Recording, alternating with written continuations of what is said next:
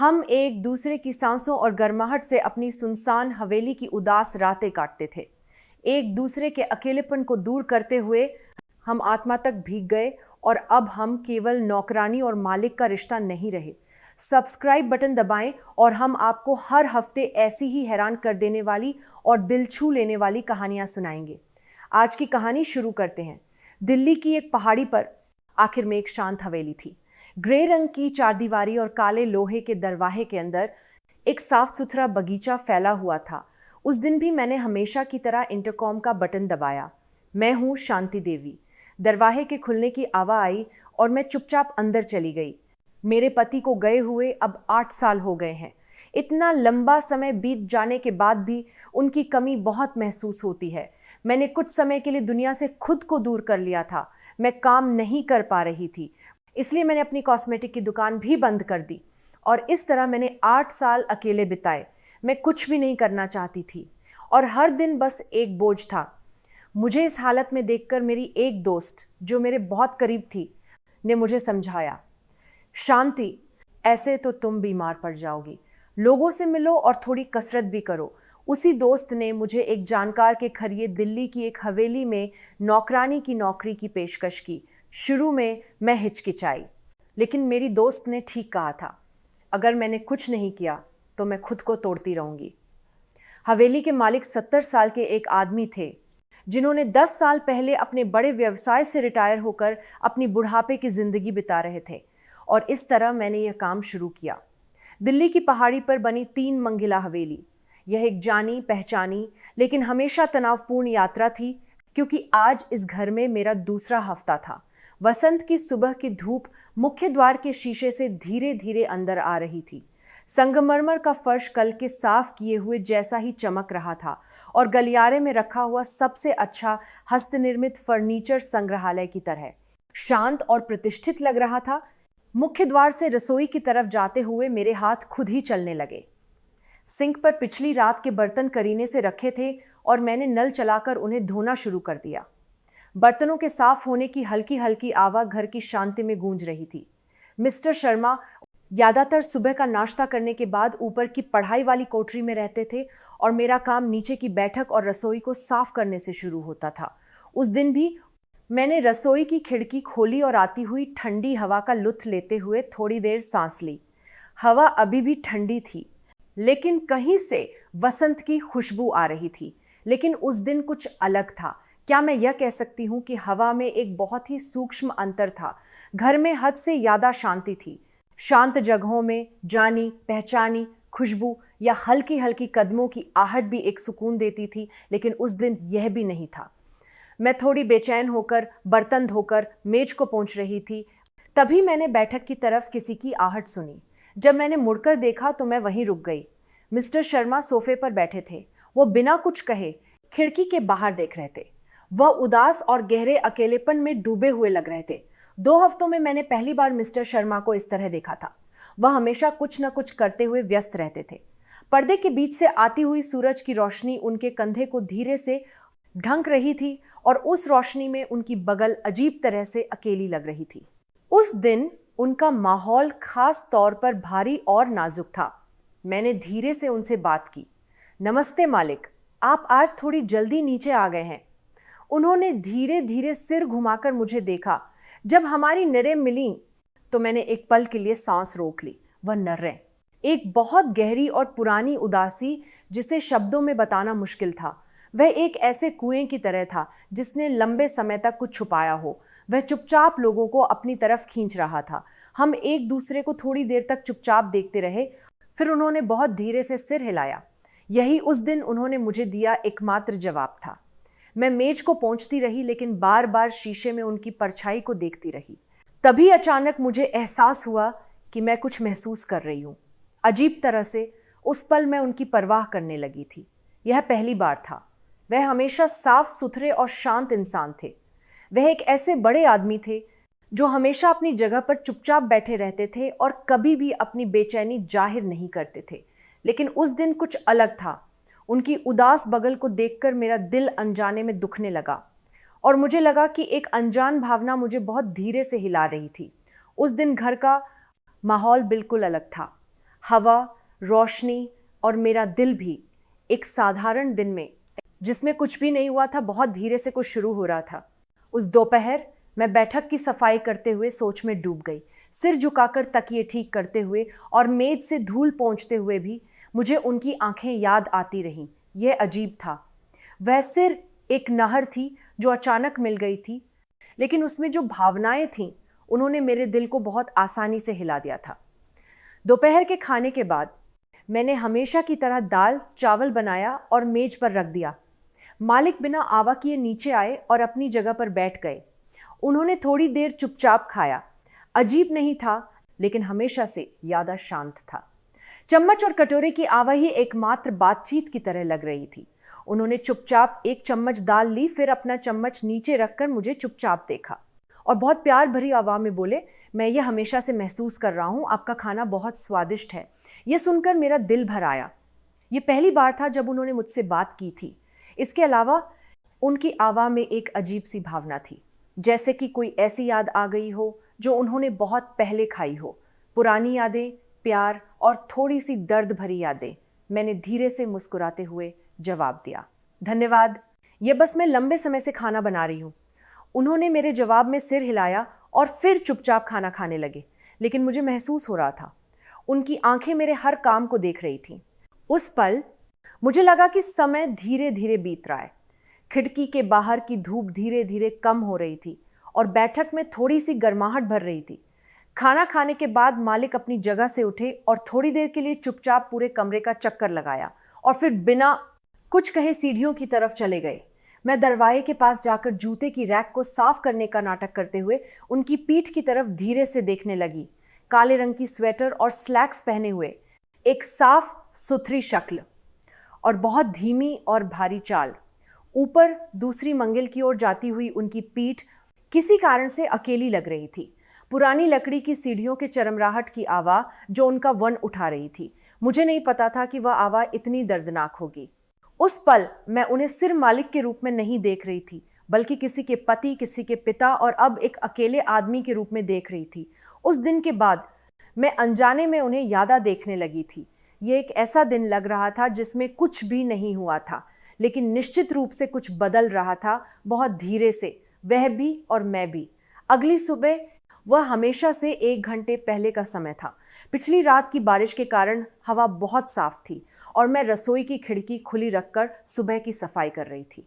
धूप धीरे धीरे मेज को छू रही थी और धूल से साफ किए हुए शीशे के कप रोशनी में धीरे धीरे चमक रहे थे। तभी ऊपर से धीमी कदमों की आवाज़ आई।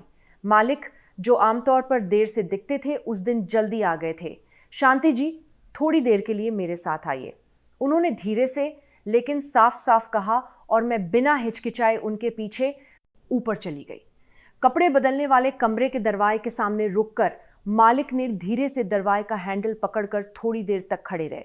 उस पल मुझे तुरंत लगा कि यह जगह उनके लिए सिर्फ एक अलमारी नहीं है, बल्कि एक ऐसा कमरा है जिसका कोई मतलब है। दरवाजे के खुलने पर अंदर से एक पुरानी परफ्यूम की हल्की खुशबू आई। वह खुशबू मीठी थी, लेकिन कहीं से उदास थी। वह धीरे धीरे कपड़े बदलने वाले कमरे में गए और अंदर की दीवार पर रखी छोटी तिजोरी के पास चले गए। जब उनकी उंगलियों ने पासवर्ड दबाया तो मैंने देखा कि उनका हाथ बहुत धीरे से कांप रहा था। बीप की आवाज़ के साथ तिजोरी का दरवाजा खुला और अंदर से एक छोटा सा गहनों का बक्सा चुपचाप बाहर आया। मालिक ने उस गहनों के बक्से को निकाला और उसे धीरे से खोला। उसके अंदर एक मोतियों का हार रखा था जो हल्की रोशनी दे रहा था। वह थोड़ी देर तक उस हार को चुपचाप देखते रहे और फिर धीरे से मुड़कर मेरे पास आए। इसे उनकी आवाज़ थोड़ी देर के लिए रुक गई और फिर उन्होंने बहुत धीरे से बात जारी रखी, क्या आप इसे छूना चाहेंगी? मैं हैरान थी, लेकिन मैंने सिर हिलाया और अपना हाथ आगे बढ़ाया। तभी उन्होंने हार को धीरे से मेरे हाथ में रख दिया। उस पल उनका हाथ धीरे से मेरे हाथ के ऊपर छू गया। ये इतनी गर्म और अजीब तरह से कांपती हुई छू थी जिसने मुझे हैरान कर दिया। मोती उम्मीद से ज़्यादा ठंडे और भारी थे। उस वेन के अंदर सिर एक गहने से ज़्यादा का मतलब था। बिना कुछ कहे हार को देखते हुए उन्होंने धीरे से फुसफुसाते हुए कहा, जब मेरी पत्नी इसे पहनती थी तो वो बहुत खूबसूरत लगती थी। ये सुनकर मैं अपना सिर ऊपर नहीं उठा पाई। उनकी आंखें उनके अंदर पुरानी यादें, दर्द, अकेलापन और एक ऐसी भावना थी जिसे एक साथ नहीं बताया जा सकता था। मैंने कुछ नहीं कहा। मैंने बस हार को धीरे से पकड़ लिया और उस भावना को चुपचाप उनके साथ महसूस किया। उस पल मुझे लगा कि मेरे अंदर भी कुछ है जिसे मैंने लंबे समय से छुपा रखा था। वह धीरे से हिल रहा था। थोड़ी देर के लिए हम चुप रहे। उस शांत जगह में सिर परफ्यूम की खुशबू और मोतियों की ठंडी छू हवा को भर रही थी। उन्होंने धीरे से मेरे हाथ से हार वापस लिया और उसे गहनों के बक्से में नहीं रखा। इसके बजाय उस हार को हाथ में लिए वह धीरे से कुर्सी पर बैठ गए और जैसे कि वह कहीं दूर देख रहे हों, उन्होंने सिर नीचे करके बात करना शुरू कर दिया। मुझे अभी भी वो दिन याद है जब मेरी पत्नी ने पहली बार ये हार पहना था। उनकी आवाज़ धीमी और धीरे धीरे गूंज रही थी। ये हमारी शादी की सालगिरह थी। मैं उस समय बहुत व्यस्त था, फिर भी मैंने इसे खुद चुना और पैक भी किया। मैं चुपचाप उनके पास बैठ गई, बिना कुछ कहे, बस उनकी यादों को देखने के इरादे से। उन्होंने थोड़ी देर के लिए अपनी आंखें बंद की और फिर उन्हें खोला। वह उस दिन बहुत हंसी। बहुत समय बाद वह सिर हंसी और वह हंसी कुछ महीनों बाद अस्पताल के बिस्तर पर अब और नहीं सुनी गई। ये सुनकर मेरी सांस एक पल के लिए रुक गई। मुझे भी 8 साल पहले अस्पताल के कमरे में अपने पति को अलविदा कहने की याद आ गई थी। मेरे पति ने भी ऐसा ही किया था।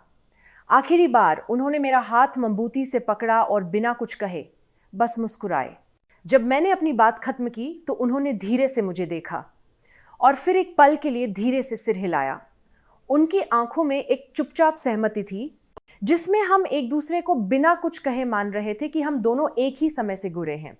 उसके बाद से यह हार तिजोरी से बाहर नहीं आया आज तक। उन्होंने एक हाथ में हार पकड़कर दूसरे हाथ से अपनी ठुड्डी को धीरे से छुआ। यह अजीब है, अजीब तरह से। आज मैं आपको ये दिखाना चाहता था। ये सुनकर मैं थोड़ी देर तक कुछ नहीं कह पाई। मैंने बस चुपचाप सिर नीचे करके हर एक मोती पर अपनी उंगली रखी।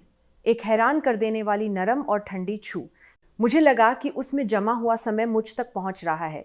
भाभी जी, वह बहुत सुंदर रही होंगी। यह सुनकर वह धीरे से मुस्कुराए और फिर धीरे से अपनी जगह से उठकर मुझसे कहा, एक पल रुकिए, क्या आप यहाँ आएंगी? उन्होंने मुझे कपड़े बदलने वाले कमरे के एक कोने में रखे बड़े शीशे के सामने खड़ा कर दिया और फिर उन्होंने मेरे हाथ से हार लिया और धीरे से मेरे गले में पहना दिया। मोतियों के धीरे से मेरी गर्दन पर गिरने से मेरा दिल भर आया। उनकी उंगलियां मेरी गर्दन पर छूकर और मेरे कंधे पर छूकर धीरे से वहीं रुक गईं। ये आपके गले में भी अच्छा लग रहा है, उन्होंने ऐसा कहा और शीशे में मुझे देखा और मैंने भी उनकी नग्र का पीछा करते हुए शीशे में देखा। उसमें मैं थी जो हमेशा से थोड़ी अलग थी। फीके रंग के कपड़े पहने हुए मुझ पर मोतियों की हल्की चमक एक पुरानी महिला जैसी लग रही थी और पहली बार एक महिला की तरह महसूस हो रही थी। उस पल उनकी आंखें पहले जैसी नहीं थीं। पुरानी यादें चली गई थीं और उनकी जगह उस पल में रहने वाली एक गर्माहट थी। इसे देखकर मुझे अपनी पत्नी की याद आती है और आपको देखकर भी, आपकी बोली, आपके हाथ का स्वाद। आप बिल्कुल मेरी पत्नी जैसी हैं। मुझे शर्माते हुए मैं आपको थोड़ी देर के लिए चुपचाप देखती रही और आज मैं आपको ये घरूर दिखाना चाहता था। उन्होंने ऐसा कहा और एक कदम पीछे हट गए। मैंने हार पर अपना हाथ रखा और धीरे से सांस ली। मैं बहुत हैरान और कांप रही थी और मैंने सोचा, ये सिर्फ एक याददाश्त नहीं है, बल्कि ये वो सब कुछ है जो उन्होंने अब तक अकेले रखा है और उन्होंने ये किसी ऐसे व्यक्ति को दिखाया है जिसके साथ वह अब उस समय को बांटना चाहते हैं।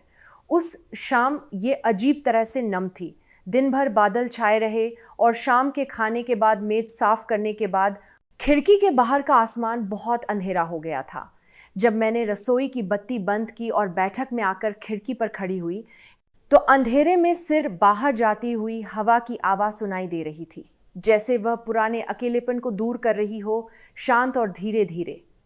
तभी मालिक बैठक के कोने में रखी अलमारी से एक बोतल शराब ले आए। आज की रात हम थोड़ी शराब एक साथ पी सकते हैं, है ना? उन्होंने ऐसा कहा और चुपचाप मेज पर 2 शराब के कप रख दिए। इससे पहले कि मैं कुछ कह पाती, कपों में पर्याप्त मात्रा में शराब भर गई थी। पुरानी लाल शराब कप के अंदर धीरे धीरे घूम रही थी, जिससे छोटी छोटी लहरें उठ रही थीं। यह अजीब तरह से मेरे दिल को खींच रही थी। मैं थोड़ी देर के लिए हिचकिचाई, फिर धीरे से उनके सामने बैठ गई। हमने चुपचाप एक दूसरे से हाथ मिलाया और पहला घूंट लिया। तो शराब की खुशबू मेरी गर्दन के नीचे धीरे धीरे उतर गई। एक हल्की सी गर्माहट और एक अनजान राहत महसूस हुई। यह शराब पुरानी लगती है। जब मैंने ये कहा तो वह धीरे से मुस्कुराए। हाँ, ये वही बोतल है जो मैंने अपनी पत्नी के साथ आखिरी बार पी थी। उस समय मैं इसे बचाना चाहता था, लेकिन आज मैं इसे बाहर निकालना चाहता था। यह सुनकर मेरा दिल भर आया। उनकी आवा में जो वह अपनी यादों को बाहर निकाल रहे थे, दुख से ज़्यादा गहरी यादें थीं। हम उस तरह थोड़ी देर तक चुपचाप बैठे रहे। सिर हवा की हल्की आवाज़ जगह को भर रही थी और कभी कभी कपों के टकराने की आवाज़ और सांसों की आवाज़ मिल रही थी। तभी अचानक उनकी उंगलियां मेज के ऊपर से मेरे हाथ पर छू गई। उस पल मेरा दिल धक करके धड़क उठा। इसे एक संयोग कहना मुश्किल था, क्योंकि उनकी उंगलियां हिचकिचा रही थीं और निश्चित रूप से कुछ बताना चाहती थीं। उनकी आंखें भी हमेशा से अलग थीं। ये इतना गहरा था कि मुझे महसूस हुआ कि मेरा दिल अंदर से हिल रहा था। तभी क्वांग खुली हुई बैठक की खिड़की अचानक हवा से बंद हो गई और मैं चौंक गई और अनजाने में उनकी तरफ झुक गई। सही कहूं तो मैं उनकी बाहों में थी, उनकी बाहों में। उस पल दुनिया रुक गई थी। वे भी चौंक गए होंगे, क्योंकि वे पहले वहीं रुक गए और फिर धीरे से मेरे कंधे को पकड़ लिया। उनकी बाहें उम्मीद से ज़्यादा गर्म थीं और एक अजीब सी जानी पहचानी गर्माहट थी। दिल की धड़कन और दो बाहें जो एक दूसरे को धीरे से पकड़े हुए थीं। उस रात हमने कुछ नहीं कहा। मुझे लगा कि हम एक दूसरे को अपनी गर्माहट धीरे धीरे दे रहे थे। उनकी बाहों में मुझे दुनिया की कोई आवाज़ नहीं सुनाई दी। सिर मेरे सिर के ऊपर उनकी सांसों की धीमी आवाज़ और कंधे पर जाती हुई गर्म गर्माहट, और उस पल मेरे दिल की टूटी हुई सीमाएं ही साफ थीं। पहले मैं बस हैरान होकर उनकी बाहों में थी, लेकिन अब मुझे पता था कि मैं खुद को उनके गले में और गहराई से लगा रही थी। उन्होंने भी मुझे धीरे से पकड़ लिया। एक हाथ से उन्होंने मेरी पीठ पकड़ी और दूसरे हाथ से धीरे से मेरे सिर पर रखा। कोई शब्द नहीं थे, लेकिन वह छू बहुत कोमल थी। हम कितनी देर तक वहां थे मुझे नहीं पता था कि कितना समय बीत गया था। थोड़ी देर बाद जब मैं धीरे से दूर हटना चाहती थी तो उन्होंने भी मेरे हिसाब से धीरे से अपनी बाहें हटा लीं। मैंने अजीब तरह से मुस्कुराया और उन्होंने उस मुस्कान को चुपचाप ले लिया और कप में बची शराब का एक घूंट लिया और फिर धीरे से अपनी नरें ऊपर करके मुझसे कहा, शांति जी। उस छोटे से नाम ने मुझे अजीब और दिल को धड़काने वाला एहसास दिया। मुझे नहीं लगा था कि मैं किसी को फिर से इस तरह महसूस कर पाऊंगा। उन्होंने ऐसा कहा और धीरे से मेरा चेहरा देखा और मैंने भी बिना सांस लिए उनकी आंखों को देखा। उस पल हम बिना कुछ कहे ही एक ही बात सोच रहे थे। वह धीरे से मेरे पास झुके और मैंने अपनी आंखें बंद कर लीं। एक शांत और बहुत कोमल चुंबन। वह छोटा था लेकिन गहरा था और कांपता हुआ लेकिन गर्म था। यह सिर्फ भावनाओं का एक बयान नहीं था, बल्कि एक ऐसा पल था जब लंबे समय से जमे हुए दिल धीरे धीरे पिघल रहे थे। चुंबन के बाद भी हम एक दूसरे को देखते रहे, बिना कुछ कहे, लेकिन एक बहुत गहरी बातचीत की तरह। उनकी आंखों में कोई हिचकिचाहट नहीं थी और मैंने भी उस पल से नहीं भागने का फैसला किया, बस अपने दिल के दरवाजे को धीरे से खुला छोड़ने का, ताकि उनका दिल मेरे दिल के अंदर आ सके। उस रात मुझे पहली बार लगा कि इस घर की शांति अकेलापन नहीं बल्कि शांति हो सकती है, और उस शांति में किसी के लिए एक छोटा और कोमल प्यार भी भर रहा था। अगली सुबह मैं हमेशा की तरह उनके घर की तरफ गई। मेरे होठों पर उनकी गर्माहट अभी भी थी, जिससे मुझे लगा कि कल जो कुछ हुआ था वह सपना नहीं था। मेरा दिल कहीं ना कहीं हल्का हो गया था, लेकिन कल के वह कोमल चुंबन और उनकी गर्म गर्माहट बार बार मेरे दिमाग में आ रही थी। जब मैं चुपचाप उनके घर में गई तो एक हैरान कर देने वाला दृश्य मेरा इंतजार कर रहा था। रसोई में मालिक ने एप्रन पहन रखा था और वह कुछ बहुत ध्यान से पका रहे थे। दाल की खुशबू और उसके बगल में कुछ और सब्जियां करीने से रखी हुई थीं। मालिक, मैंने धीरे से कहा और उन्होंने सिर घुमाकर मुस्कुराया। अरे शांति जी, मैं सुबह का नाश्ता तैयार करना चाहता था। यह सुनकर मैं हैरान भी थी और मेरा दिल भी कहीं ना कहीं गुदगुदा रहा था। जब मैं पहली बार इस घर में आई थी तब मैंने कभी भी रसोई में इस तरह मालिक को खाना बनाते हुए नहीं सोचा था। दाल बनाना उम्मीद से ज़्यादा मुश्किल है। दाल खारी थी, इसीलिए मैंने थोड़ा और पानी डाला। मुझे नहीं पता कि इसका स्वाद सही होगा या नहीं। वह अजीब तरह से मुस्कुराए और चम्मच उठाया। हम मेज पर आमने सामने बैठे और मैंने धीरे से चम्मच उठाया। एक चम्मच लेते ही ये उम्मीद से ज़्यादा स्वादिष्ट और हल्का था। ये उम्मीद से ज़्यादा स्वादिष्ट है। जब मैंने ये कहा तो उन्होंने आंखें बड़ी करके चुपचाप मुस्कुराया। उनकी मुस्कान इतनी प्यारी और गर्म थी कि मुझे दाल के बाद मैंने एक एक करके सब्जियां खाई और हमारे बीच एक शांत बातचीत चलती रही और अजीब होने के बजाय कल से भी ज़्यादा प्यारा माहौल था। लेकिन जब मैं एक और चम्मच दाल लेने वाली थी तो मेरा हाथ कप से टकराया और कप टूट गया। अरे माँ कीजिए, मैं जल्दी से पानी को साफ करने और टूटे हुए कप को हटाने की कोशिश कर रही थी, लेकिन वह पहले धीरे से आए और एक छोटे रुमाल से मेरे हाथ पर लगे पानी को धीरे से पोंछा। आपको चोट तो नहीं लगी? शांत रहिए, मैं इसे साफ कर दूंगा, आपको चोट नहीं लगनी चाहिए। उनकी छू इतनी कोमल और गर्म थी कि यह सिर एक दया थी या कोई भावना, मैं नहीं समझ पा रही थी। मैंने अपनी आंखें नीचे करके धीरे से मुस्कुराया और वह भी बिना कुछ कहे मुस्कुराए। खिड़की के बाहर अभी भी सूरज की हल्की रोशनी फैल रही थी और मेज पर रखे छोटे गुलदस्ते के फूल भी जैसे हमारी सुबह का आशीर्वाद दे रहे हों, अपना सिर धीरे से हिला रहे थे। उस सुबह मैं निश्चित रूप से जानती थी कि उनके और मेरे बीच कुछ धीरे धीरे लेकिन निश्चित रूप से बदल रहा था। खाना खाने के बाद मेज की सफाई करते हुए भी मुझे उनकी वह छवि याद आती रही जब उन्होंने मेरे तोए हुए पानी के कप को साफ किया था। उनकी कोमल और गर्म दया और कल रात से चली आ रही भावनाओं की खुशबू धीरे धीरे और गहरी हो गई थी। मैं सिंक के सामने खड़ी होकर बर्तन धो रही थी, तभी मैं रुक गई और अपना फ़ोन निकाला। तभी मुझे अपनी बेटी का एक संदेश दिखा, माँ क्या आप इस हफ्ते की छुट्टी में खाली हैं? अगर हाँ तो मिलें, मुझे कुछ पैसों की भी ज़रूरत है। ये एक छोटा संदेश था, लेकिन इसे देखते ही मेरा संतुलन थोड़ा हिल गया। मेरी बेटी कुछ सालों से मुझसे पैसों के लिए संपर्क करती रही थी, क्योंकि वह अपना बिजनेस शुरू कर रही थी। वह सिर्फ तभी संपर्क करती थी। 8 साल पहले जब मैंने अपने पति को अलविदा कहा, तब भी उसने मुझसे कभी संपर्क नहीं किया। इसीलिए मेरा अकेलापन और खालीपन और भी बड़ा था। मैं तुरंत जवाब नहीं दे पाई। मैंने बस फ़ोन की आवाज़ बंद कर दी और स्क्रीन को चुपचाप बंद कर दिया। और मैं ऐसा कर रही थी, तभी वह मेरे बगल में आए और धीरे से पूछा, क्या कुछ हुआ? मैंने धीरे से सिर हिलाया। यह मेरी बेटी है, हमारे बीच पैसों का झगड़ा चल रहा है। उन्होंने और कुछ नहीं पूछा। यह खामोशी ज़्यादा प्यारी थी। एक दूसरे की व्यक्तिगत परेशानियों का सम्मान करने का उनका रवैया मेरे लिए बहुत सुकून देने वाला था। सभी बर्तन साफ करने के बाद वह फिर से मेज पर बैठकर खिड़की के बाहर देख रहे थे, जैसे वह किसी गहरी सोच में डूबे हुए हों। वह इतने शांत और आरामदायक लग रहे थे कि मेरा दिल अपने आप गर्म हो गया। तभी उन्होंने धीरे से कहा, जब मेरी पत्नी बनाती थी या शांति जी बनाती हैं तो मैं बस स्वादिष्ट खाना खाता हूँ, लेकिन दाल उम्मीद से ज़्यादा मुश्किल है।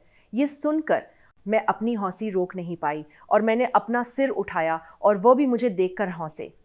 क्या आप अभी भी उसके बारे में सोच रहे हैं? उस मुस्कान में कोई दिखावा या अजीबपन नहीं था। ये सिर्फ इस बात का सबूत था कि दो लोग एक ही मेज पर एक ही खाना खा रहे हैं और एक दूसरे के दिल को धीरे से बाहर निकालना शुरू कर दिया है। और मैंने सोचा, शायद इस इंसान के साथ समय बिताना इतना शांत हो सकता है कि मेरा दिल पहले से ही उसके पास चला गया है। उस शाम ये खास तौर पर शांत थी। मैं पूरे दिन की सफाई खत्म करके जाने वाली थी, तभी मालिक ने धीरे से कहा, शांति जी, क्या आप शाम को खाली हैं? अगर आप खाली हैं तो क्या हम एक फिल्म देख सकते हैं? मैंने थोड़ी देर के लिए हिचकिचाया, लेकिन उनकी आंखों में नहीं कहने का शब्द नहीं आया। यह किसी के अकेलेपन को नखरंदा नहीं करने वाली आंखें थीं। मैंने अपना बैग नीचे रखा और धीरे से सिर हिलाया। बैठक की रोशनी थोड़ी कम हो गई और वह अंदर जाकर नहा कर आए। उस दिन मैंने पहली बार जाना कि वह नहाने के बाद भी इतने साफ सुथरे और सुंदर लग सकते हैं। उन्होंने एक शांत रंग का गाउन पहना था और गीले बालों को हल्के से हिलाया था, जिससे ऐसा लग रहा था कि वहाँ कोई और इंसान खड़ा है। हम सोफे पर साथ साथ बैठे और टीवी पर एक रोमांटिक फिल्म शुरू हो गई। फिल्म की बातें धीमी थीं और पृष्ठभूमि संगीत शांत था और हम दोनों ने बिना कुछ कहे स्क्रीन को देखा। लेकिन बीच में वह धीरे धीरे मेरे पास आए, हल्के से लेकिन निश्चित रूप से उनका हाथ मेरे हाथ पर रखा था। उस पल मेरा दिल बहुत शांत लेकिन ओर से धड़क रहा था। हमारी आंखें नहीं मिली थीं, लेकिन वह गर्माहट ही कागी थी। वह हाथ गर्म था और न तो वह मुझे पकड़ना चाहते थे और न ही मुझे नहीं छोड़ना चाहते थे, बल्कि बस ये बताना चाहते थे कि वो मेरे पास हैं। फिल्म में हीरोइन ने एक बात कही, प्यार फिर से आता है। भले ही ये बहुत देर से हो। जब ये बात आई तो हमने एक ही समय में स्क्रीन से आंखें हटा ली और एक दूसरे को देखा। उनकी आंखों में थोड़ी हिचकिचाहट और बहुत इंतजार था, और मैंने सोचा शायद ये इंसान भी मेरी तरह दूसरे दरवाजे पर दस्तक दे रहा है और यह शांत छू इसकी शुरुआत हो सकती है। फिल्म के आखिर तक बैठक लगभग अंधेरे में थी और सिर्फ स्क्रीन की रोशनी हमारे चेहरे पर चमक रही थी। वह चुपचाप रिमोट नीचे रखकर उठ गए और मुझसे कहा, एक पल रुकिए, क्या आप यहाँ आएंगी? वह बैठक की खिड़की की तरफ गए। शीशे के पार बारिश से भीगा हुआ बगीचा अंधेरे में चमक रहा था और उन्होंने अपनी जेब से कुछ निकाला, एक छोटा मखमल का डिब्बा। उसके अंदर एक जाना पहचाना मोतियों का हार शांत होकर रखा था। मैं इसे शांति जी को पहनाना चाहता था। वह हार जो उनकी पत्नी की याददाश्त थी। वह बहुत धीरे से मेरे पीछे आए और हार लिया। उनकी सांसें मेरी गर्दन को छू रही थीं और उनकी उंगलियां धीरे से मेरी गर्दन के पीछे आईं। टक एक छोटी सी हुक की आवाज़ के साथ मुझे लगा कि मेरे दिल में भी कुछ भर गया था। जब मोती फिर से मालिक के पास आए हैं तो वह और भी चमक रहे हैं। उन्होंने फुसफुसाते हुए मेरे कंधे पर हाथ रखा। मैंने शीशे में अपनी परछाई को देखा, मोतियों का हार पहने हुए मेरी परछाई और उसके बगल में धीरे से मुस्कुराता हुआ उनका चेहरा। उस पल हम अब मालिक और नौकरानी नहीं थे। उन्होंने मेरे कंधे को पकड़ लिया और मैंने धीरे से अपना सिर उनके सीने पर रख दिया। मेरा दिल धीरे से धड़क रहा था और बिना कुछ कहे गर्माहट मेरे पूरे शरीर को ढौंक रही थी, और बहुत स्वाभाविक रूप से हमने फिर से चुंबन किया। वह चुंबन अब कोमल नहीं था। कल की धड़कन अभी भी थी, लेकिन इस बार यह गहरा और सच्चा था। गले लगाने के बाद समय रुक गया था और हम एक दूसरे को कसकर पकड़े हुए थे। ये एक ऐसा पल था जिसमें शब्दों की जरूरत नहीं थी। मैं बस यही चाहती थी कि यह भावना, यह गर्माहट अब और न जाए। मैं और भी करीब आ सकती हूँ, है ना? जब मैंने ये कहा तो उन्होंने मेरा हाथ मजबूती से पकड़ा और धीरे से सिर हिलाया। हम दोनों ने एक ही जगह पर एक दूसरे के अंदर के अकेलेपन और पुरानी यादों को दूर किया। वह अपनी उम्र भूल गए और भी जोशीले थे, और मुझे भी वह यादा पसंद थे। उन्होंने मेरे अंदर को गर्माहट से भर दिया, और इस तरह हम एक दूसरे की सांसों पर भरोसा करते हुए और गर्माहट महसूस करते हुए उस सुनसान हवेली में थे। कुछ समय बाद हम फिर से खिड़की के सामने खड़े थे। बाहर अभी भी वसंत की बारिश हो रही थी, और शायद वह वसंत की बारिश मेरे और उनकी नई शुरुआत का मतलब थी। कुछ दिनों बाद देर दोपहर का समय था। बहुत सारे कपड़े धोने के लिए थे, इसलिए मैं दूसरी मंजिल पर गई और मैंने पढ़ाई वाली कोठरी का दरवाजा आधा खुला देखा और मैं रुक गई। अंदर से एक शांत संगीत आ रहा था और मिस्टर शर्मा ने हाथ में एक एल्बम पकड़ रखा था। जब मैंने धीरे से दरवाजे पर दस्तक दी तो उन्होंने सिर उठाया और धीरे से मुस्कुराए। शांति जी, क्या आपको गोवा पसंद है? उस अजीब सवाल पर मैं थोड़ी हैरान थी, लेकिन मैंने सिर हिलाया और पलटकर पूछा, गोवा? हाँ, मुझे पसंद है। मैं पहले कुछ बार अपने परिवार के साथ वहाँ गई हूँ। उन्होंने मेज की दराज से एक तस्वीर निकाली और मुझे दी। वह एक धूप वाले दिन की तस्वीर थी जिसमें एक हरा भरा बगीचा और एक सफ़ेद इमारत थी, एक सुंदर विला जो समुद्र के करीब लग रहा था। वह मेरा विला है। क्या आप इस हफ्ते के अंत में मेरे साथ चलेंगी? मुझे लगता है कि हवा का लुत्फ उठाना अच्छा रहेगा। ये सुनकर मैं थोड़ी देर तक कोई जवाब नहीं दे पाई।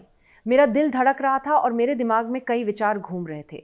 इस हफ्ते के अंत में मैंने लापरवाही से बड़बड़ाया और मुझे अपना फ़ोन याद आया। उस दिन मेरी बेटी के साथ एक योजना थी। ये सोचकर मेरा दिल बेचैन हो गया। मेरी आंखों के सामने मिस्टर शर्मा थे जो धीरे से मुझे देख रहे थे और मेरे दिल में मेरी बेटी का चेहरा घूम रहा था। मुझे थोड़ा सोचने की ज़रूरत है। जब मैंने ऐसा कहा तो उन्होंने धीरे से सिर हिलाया। बिल्कुल, यादा दबाव महसूस न करें। वह बात सच्ची थी और उसमें इंतजार करने का मतलब भी था। उस रात मैं पूरी तरह से परेशान रही। जैसे जैसे उनके साथ मेरा रिश्ता गहरा होता गया, वैसे वैसे सच्चाई भी भारी होती गई, लेकिन अजीब तरह से। उस विला की तस्वीर मेरे दिमाग में आती रही और मुझे वहाँ उनके साथ चलने की कल्पना होने लगी, और वह कल्पना अजीब तरह से गर्म और शांत थी। मैंने पूरी रात सोच विचार किया। ये सब मुझे बहुत मिहेदार लग रहा था, लेकिन एक फैसला लेना मुश्किल था। मेरी बेटी सिर तभी संपर्क करती थी जब उसे पैसों की ज़रूरत होती थी, लेकिन फिर भी मुझे उसे देखना अच्छा लगता था। मुझे याद नहीं था कि मैंने आखिरी बार उसे कब देखा था, लेकिन मैं उस वादे को लेकर बिना किसी कारण के हिचकिचाती रही। आखिरकार अगली सुबह मैंने अपनी बेटी को एक संदेश भेजा, इस हफ्ते मेरे दोस्तों के साथ एक योजना है, अगले हफ्ते मिलते हैं मेरी बेटी। कुछ मिनटों बाद यह दिखाया गया कि मेरी बेटी ने संदेश पढ़ लिया था, लेकिन कोई जवाब नहीं आया।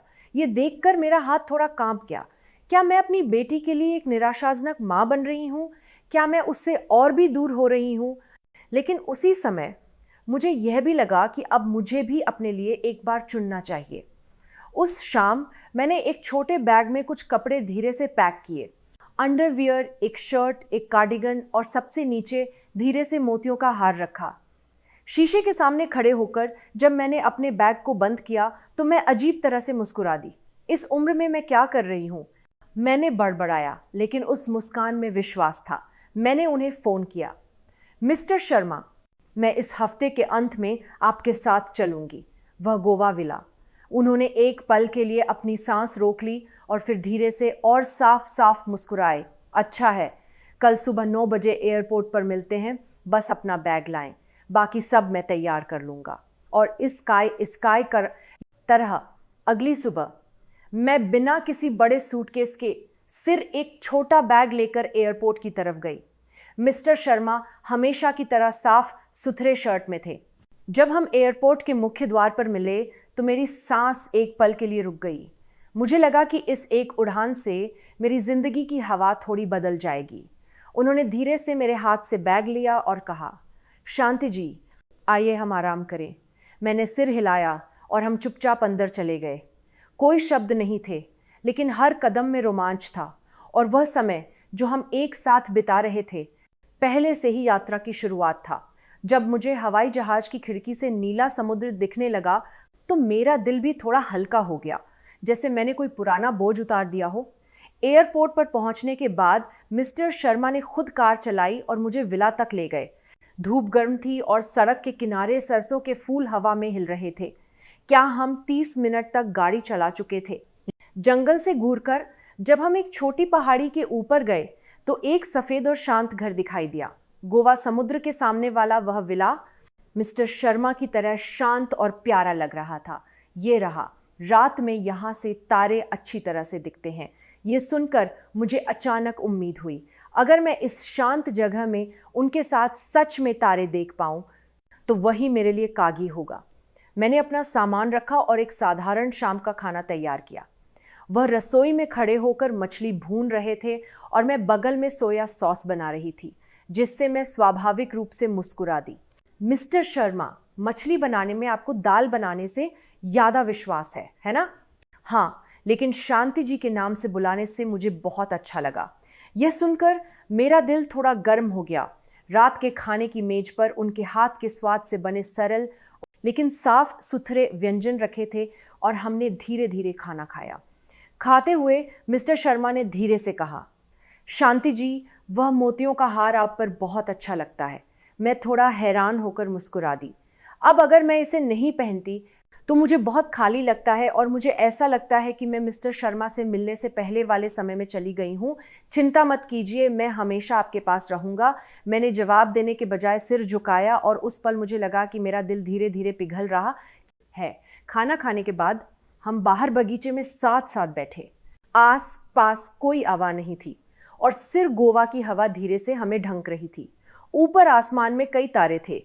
उन्होंने चुपचाप मेरा हाथ धीरे से पकड़ लिया। शांति जी, मुझे उम्मीद है कि मैं इस पल को लंबे समय तक याद रखूंगा। मैंने धीरे से सिर हिलाया और तारों की रोशनी में हम दोनों की परछाई थोड़ी सी मिल गई। जब उनका हाथ मेरे हाथ पर रखा तो मुझे लगा कि मेरा पूरा शरीर बहुत धीरे से कांप रहा था। वह डर नहीं बल्कि इंतहार था। रात की हवा ठंडी थी, लेकिन उनके हाथ से आती हुई गर्माहट गर्म थी। बिना कुछ कहे हम तारों की रोशनी को देख रहे थे, लेकिन हम पहले से ही एक दूसरे के दिल को समझ रहे थे। थोड़ी देर बाद वह धीरे से खड़े हो गए। आइए हम अंदर चलें, रात की हवा ठंडी है। मैंने सिर हिलाया और हम विला की तरफ साथ साथ चले। मुख्य दरवाजे को बंद करके जब हम अंदर गए तो बैठक एक गर्म रोशनी में धीरे धीरे भर गई थी। उन्होंने मुझे देखा और बहुत धीरे से पूछा, शांति जी, मुझे लगता है कि आज रात बहुत आरामदायक होगी। यह सुनकर मेरा दिल अजीब तरह से धक करके धड़क उठा। मुझे इसे बताने की ज़रूरत नहीं थी, लेकिन मेरा दिल पहले से ही जानता था कि इसका क्या मतलब है। मैंने धीरे से सिर हिलाया। हाँ, मुझे भी आज रात का इंतजार है। वह एक कदम आगे आए और उन्होंने मेरा हाथ पकड़ लिया।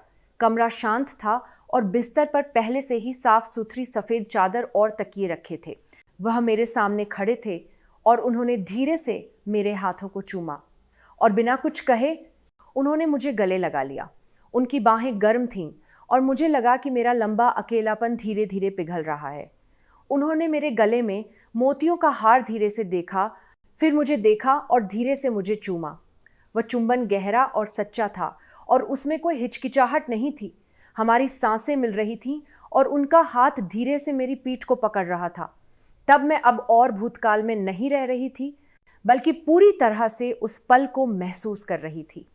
रात धीरे धीरे गहरी होती गई और बाहर तारों की रोशनी अभी भी बह रही थी और मैंने उनकी बाहों में पहली बार अकेलेपन का नहीं बल्कि रोमांच का विचार किया।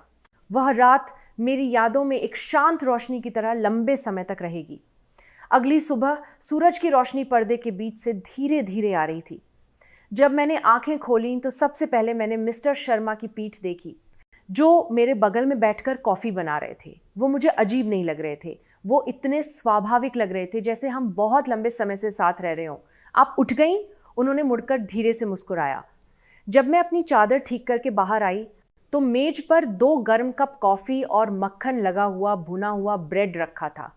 क्या आपने इसे खुद भुना है? जब मैंने पूछा तो उन्होंने कंधे उचकाते हुए कहा, अरे ये तो बस 5 मिनट का काम था, मैंने तो बस बटन दबाया था। यह दाल बनाने से ज़्यादा आसान था। यह सुनकर मैं अनजाने में मुस्कुरा दी। उस छोटी सी मुस्कान में कुछ गर्म था।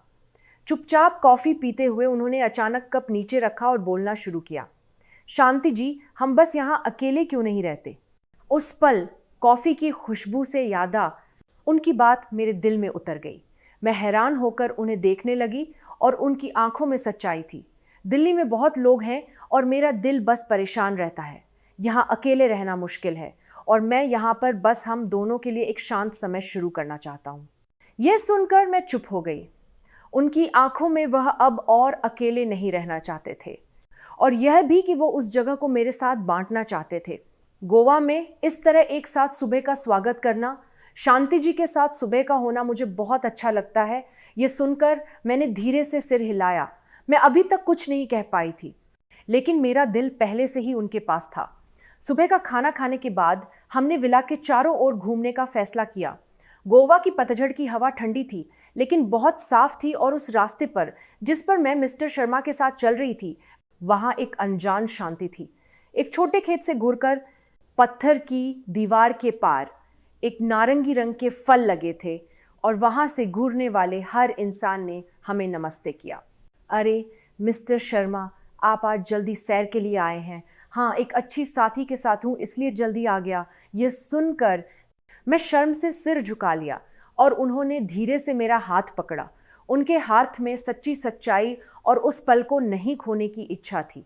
हम थोड़ी दूर और चले तो हम एक कॉफ़ी की दुकान के पास से गुरे जहां मिस्टर शर्मा के दोस्त बैठे थे।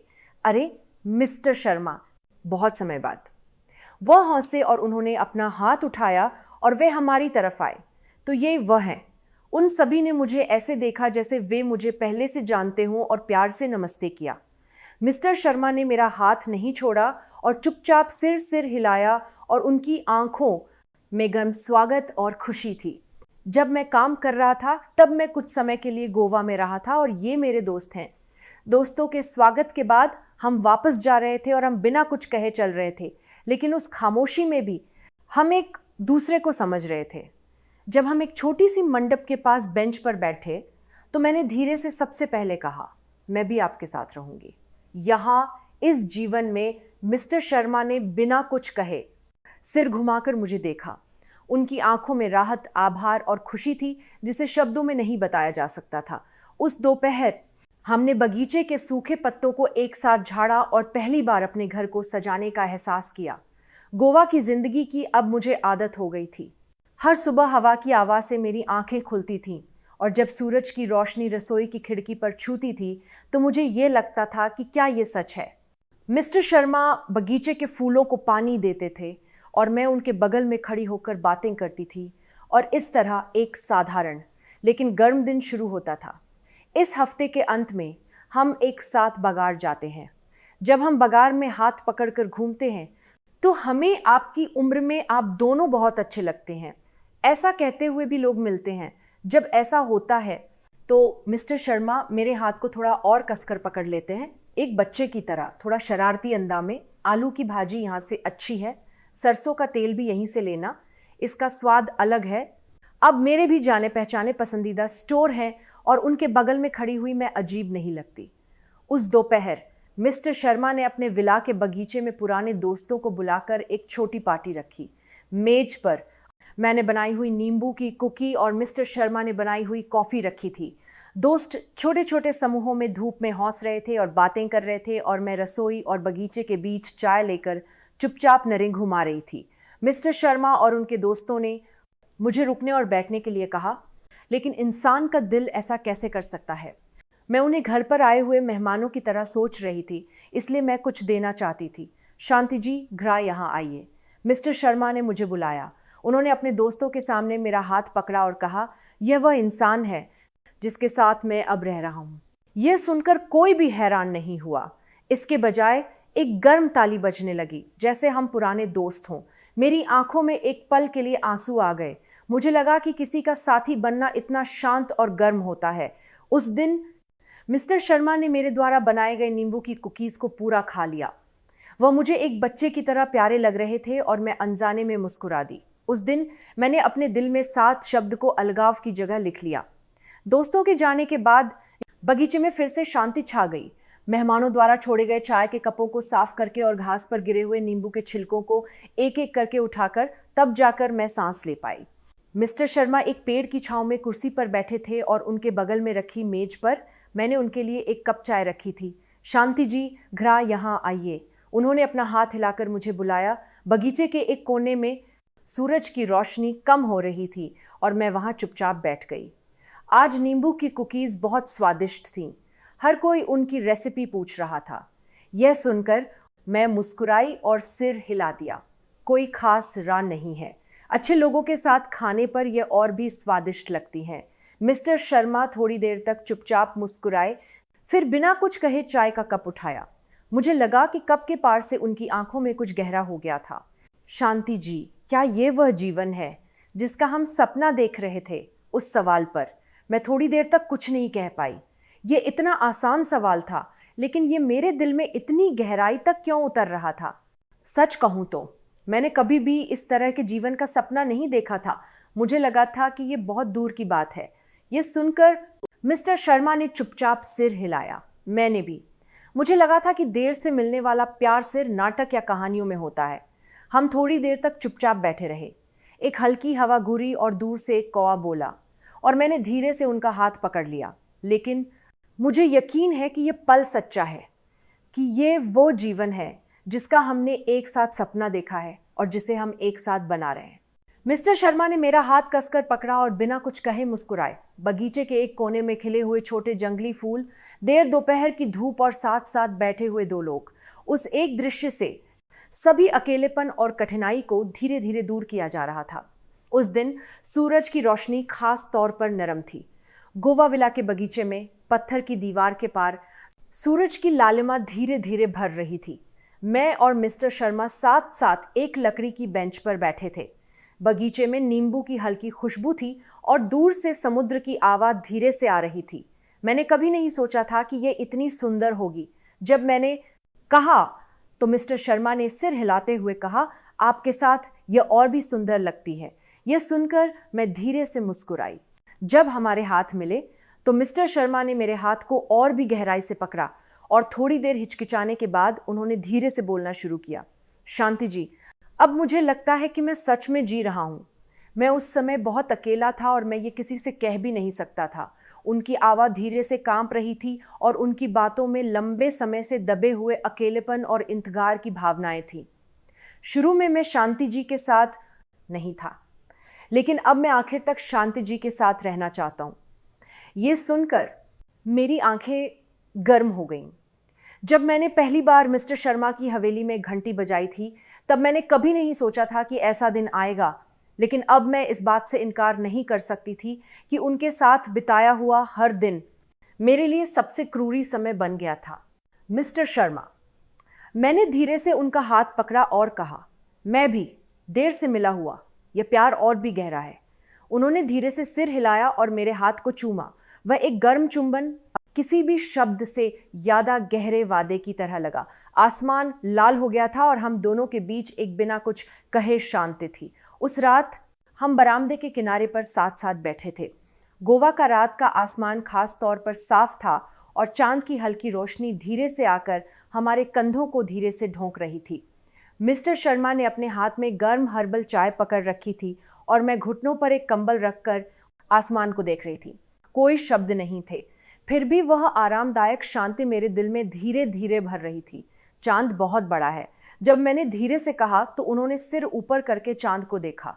शांति जी, पहले मैं इस चांद को अकेले देखता था, यह बस अकेलेपन का प्रतीक था, लेकिन आज मुझे यह चांद बहुत गर्म लग रहा है।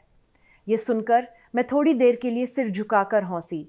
उन्होंने धीरे से मेरा हाथ पकड़ा और हम साथ साथ बैठे थोड़ी देर के लिए बस आसमान को देखते रहे। उस पल मैंने सबसे पहले कहा, आइए हम अपनी दूसरी जिंदगी को अच्छी तरह से लिखें। मिस्टर शर्मा, उन्होंने सिर हिलाया और मेरा हाथ कसकर पकड़ा। हाँ शांति जी, अब मैं अपनी बची हुई जिंदगी का हर एक पेज शांति जी के साथ लिखूंगा। उस एक जवाब से मुझे लगा कि अब तक का सारा इंतहार और अकेलापन थोड़ा बहुत पूरा हो गया था। चांद की रोशनी में हमारा देर से मिला हुआ प्यार उस तरह चुपचाप लेकिन निश्चित रूप से एक नई शुरुआत का संकेत दे रहा था। अगर आपको आज की कहानी अच्छी लगी हो तो लाइक, शेयर और सब्सक्राइब करें और अपने विचार कमेंट में जरूर लिखें। देखने के लिए धन्यवाद।